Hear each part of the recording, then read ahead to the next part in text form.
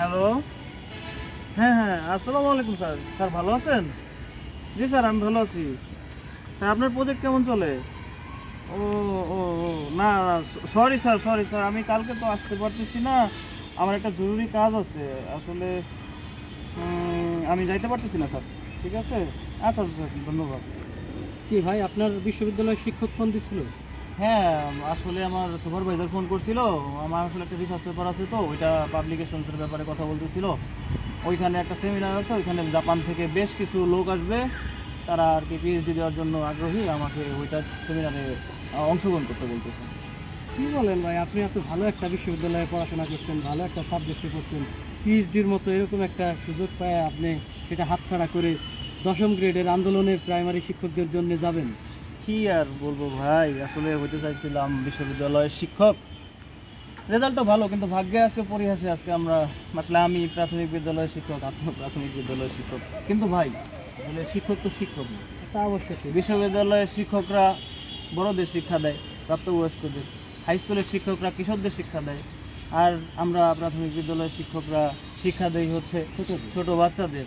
কিন্তু আসলে বিষয়টা তো শিক্ষাই, তাই না? মূল কাজ তো শিক্ষা দেওয়াই। তাহলে কেন আজকে একটি শিশুকে স্বপ্ন দেখানো এই শিক্ষককে 3য় শ্রেণীর মর্যাদায় রাখবে? ঠিক।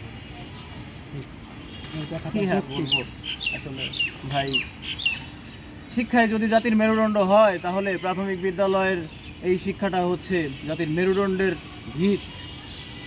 সেই মেরুদণ্ডের ভিত যদি না থাকে, দুর্বল হয়, তাহলে শিক্ষা ব্যবস্থা কী করে উন্নত হবে? আজকে মানুষ মেরুদণ্ড নিয়ে দাঁড়াবে, সেই মেরুদণ্ড যদি দুর্বল হয়, তাহলে সেই মানুষ অথর্ব। আমরা একটা অথর্ব জাতিতে পরিণত হব যদি শিক্ষকদের অমর্যাদা করি, তাই না? জি জি, অবশ্যই। আজকে আমরা 3য় শ্রেণীর কর্মচারী দিয়ে আপনি কি করে মানসম্মত শিক্ষার আশা করেন?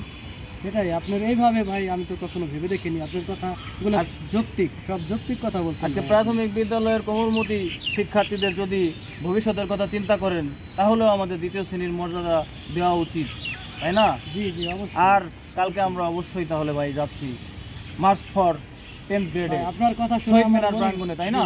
অবশ্যই, আপনার কথা শুনে মনে হচ্ছে এবার আমাদের বিজয় আসবেই। অবশ্যই বিজয় আসবে। For 10th grade, March for 10th গ্রেডে আমরা কালকে আসছি শহীদ মিনারে। আশা করি আপনারাও আসবেন।